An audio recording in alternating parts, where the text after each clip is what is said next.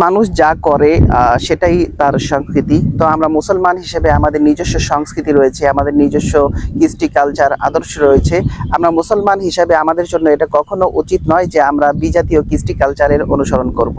তো অত্যন্ত দুঃখের সাথে বলতে হচ্ছে যে বর্তমান মুসলমানদের মধ্যে বিজাতীয় যেই সমস্ত কৃষ্টি কালচার এবং বিভিন্ন ডে মুসলমানদের মধ্যে এসেছে, তার মধ্যে অন্যতম একটা হলো ভ্যালেন্টাইন্স ডে বা ভালোবাসা দিবস।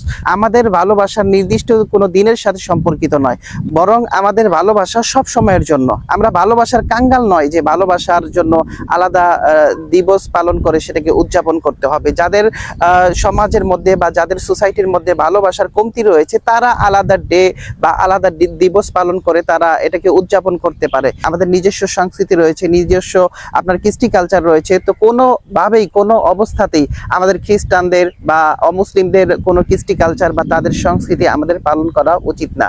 কিন্তু আমাদের সমাজের মধ্যে আজকে দেখুন ভালোবাসার নামে সমাজের মধ্যে যেই সমস্ত আপনার বিবাহ পূর্ব প্রেম প্রীতি ভালোবাসা এবং ছেলে মেয়েদের অবাধ মেলামেশা, জিনা ব্যভিচার এবং অশ্লীলতার সয়লাভ আমাদের সমাজের মধ্যে যেভাবে ঢুকেছে, এখন থেকে আমরা নিজেরা সোচ্চার হই এবং আমাদের আশপাশের মানুষ এবং আমাদের অন্যান্য ভাই ব্রাদারকে সতর্ক করি যে এটা মুসলমানদের দিবস নয়, মুসলমানদের জন্য এই দিবস পালন করার নয়। মুসলমানরা সব সময়ের জন্য একে অপরকে ভালোবাসবে, সব সময়ের জন্য সম্প্রীতি সৌহার্দের কথা বলবে।